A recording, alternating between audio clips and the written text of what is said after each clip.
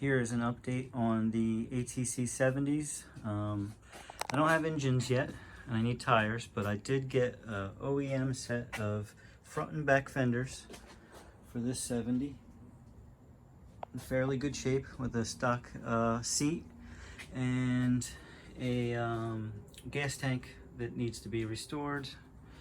I'll probably have to have that done and paint the forks, clean up these wheels, get this thing back to stock, and I'm going to put a pit bike engine in it.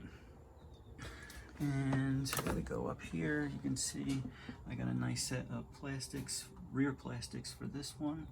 I am going to try and find a OEM front fender, and a gas tank for this as well, and get a new seat or get a used seat.